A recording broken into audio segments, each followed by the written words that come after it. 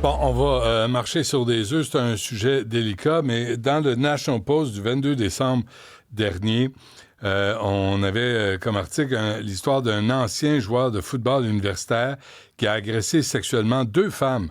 Et ce type-là a été condamné à seulement 2 ans de prison parce qu'il est noir.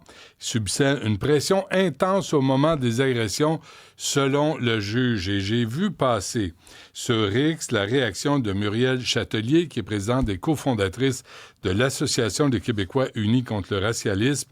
Puis je me dis, ça serait une bonne idée de l'inviter. Muriel, bonjour. Bonjour, Monsieur Isaac. Bonjour, Benoît, c'est en masse, là, si vous saviez, là, c'est bien correct. Dis donc, j'ai vu ça passer, cette nouvelle-là, qui choque tout le monde, hein?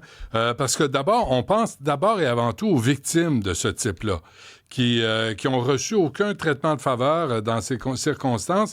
Et vous, Muriel, vous avez écrit difficile de passer ça sous silence, cette décision du juge. Un agresseur sexuel racisé, reconnu coupable, a vu sa peine réduite parce que sa race a été considérée comme un facteur atténuant. Et vous, quand vous parlez de racialisme, c'est ce dont vous parlez exactement. C'est exactement ça, c'est de segmenter la société sur une base raciale. Et maintenant, c'est rendu dans notre système de justice.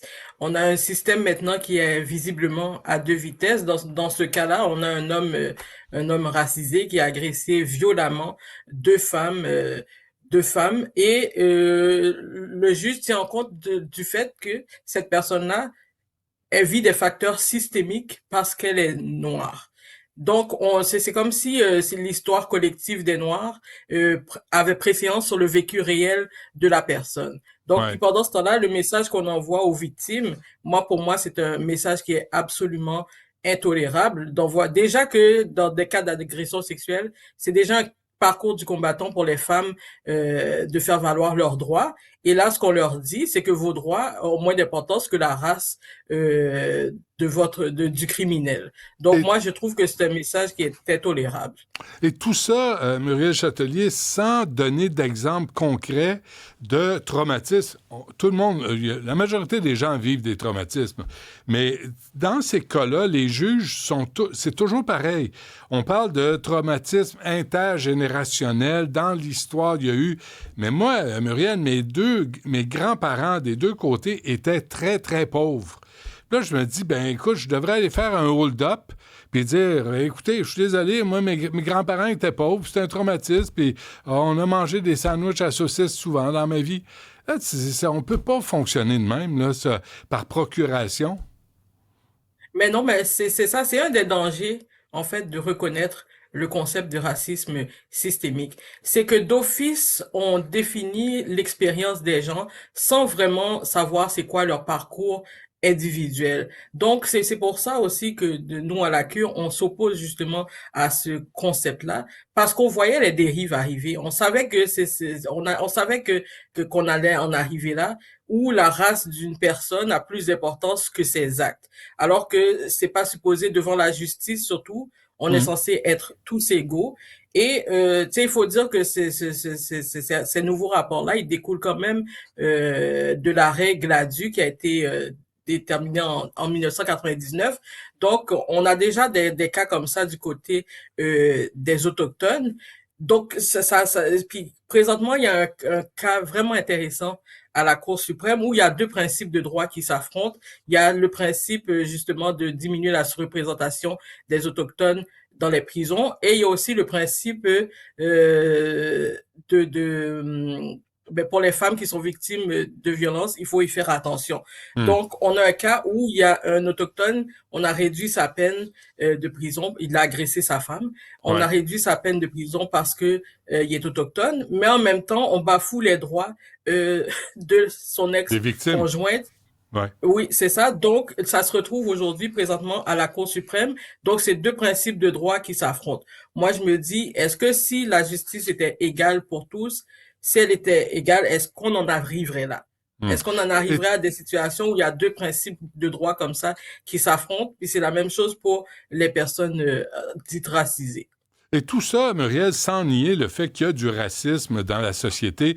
Il y en a dans toutes les sociétés. C'est pas, on veut pas ignorer le phénomène de racisme avec lequel vraiment il faut se battre.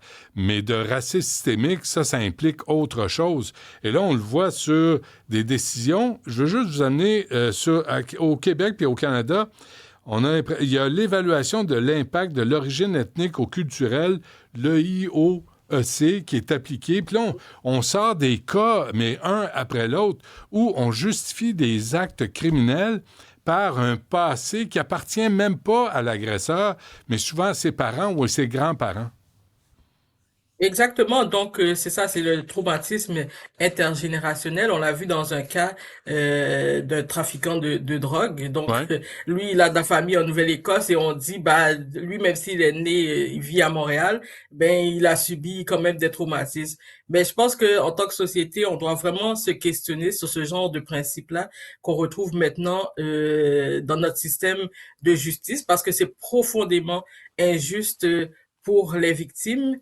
Et je pense, c'est un des principes fondamentaux en droit, c'est vraiment l'égalité devant la loi. On ne devrait pas tenir compte de la couleur de peau des contrevenants, tout comme on ne tient pas compte de la couleur de peau des victimes non plus. Donc pour moi, c'est vraiment c'est une aberration et aussi qu'on voit la population est vraiment offusquée par ces mesures. Je pense qu'il y a des gens qui n'étaient pas au courant de ces rapports-là qu'on utilisait dans le système de justice, mais les gens sont de plus en plus au courant et vraiment il y a une unanimité, il y a un consensus, les gens sont outrés autant au Canada anglais qu'au Québec où on commence à utiliser ces rapports. Donc je pense qu'il y a vraiment un travail de conscience à faire, mais une chose qui est importante de rappeler, c'est que les juges ont quand même le pouvoir d'utiliser ou non ces Mm. rapports-là. Ils ont le droit de dire non, moi je n'accepte pas ce genre de rapport-là pour cette cause-là. Ce qui m'inquiète, Muriel, là-dedans, puis corrigez-moi si je m'égare, là, mais j'ai l'impression aussi que le sous-texte, là, le message qui est envoyé, c'est que si tu es noir ou si tu es autochtone, une Première Nation, c'est un peu normal que tu commettes des crimes. Qu'il faut ça. Alors que c'est une atteinte à la réputation de la grande, grande majorité des gens de race noire et des Autochtones. Mais absolument, c'est une forme de stigmatisation. C'est comme si de dire qu'on n'était pas responsable de nos propres actes, que c'est pas de notre faute dans le fond. Ben Et je oui. pense que c'est un message qui est extrêmement condescendant et paternaliste aussi. C'est presque colonialiste. C'est comme, tu sais, c'est comme la roue qui tourne, le chien qui mord sa queue. On veut tellement dénoncer le racisme que finalement, on utilise le racisme pour justifier des actes au détriment des victimes de ces actes criminels-là. Moi, sincèrement, Muriel, je suis peut-être trop vieux, mais il y a des bouts que je comprends plus. Ben, je suis d'accord avec vous. Je suis d'accord avec vous. C'est vraiment, tu sais, j'ai beaucoup moi aussi, je suis peut-être trop vieille parce que moi non plus, je comprends pas dans quel monde on vit. Je comprends pas dans quel monde on vit où on peut accepter de telles sentences réduites parce que la personne est racisée. C'est tellement condescendant. Je manque de mots face à notre système de justice à deux vitesses qu'on est en train de créer. Ouais. J'ai une réflexion, là, puis je vous prends à témoin, Muriel, là-dessus.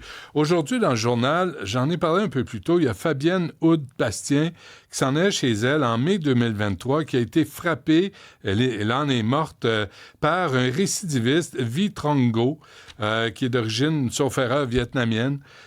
Et c'est un récidiviste de 50 ans. Il s'en va en prison, souhaitons-le, de plus de 5 ans au pénitencier. Ce monsieur, la communauté vietnamienne a connu des traumatismes aussi. Il y a eu la guerre du Vietnam, il y a eu les réfugiés à la fin des années 70 qui sont arrivés au Québec. On pourrait évoquer tous ces traumatismes pour justifier le problème d'alcool de M. Trongo. Ben oui, mais justement, c'est ce que maintenant ce qui va arriver, c'est que chaque fois qu'il y aura un criminel racisé, on va se poser la question. Est-ce qu'on va chercher, on va aller fouiller dans l'histoire collective de tout un peuple pour déterminer la peine de cet individu-là qui a commis cet acte-là?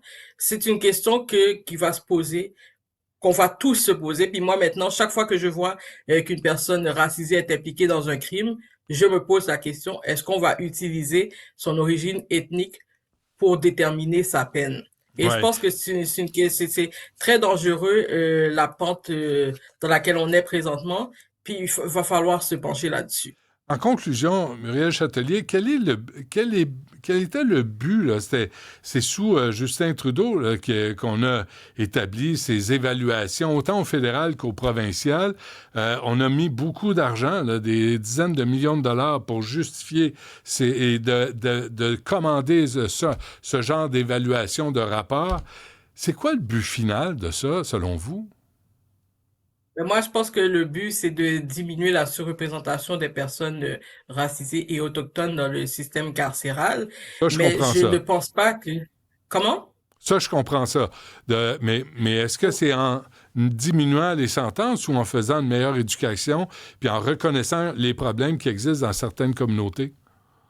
Ben exactement, c'est ça, parce que là, quand on fait allusion à à l'origine ethnique, on oublie les conditions socio-économiques.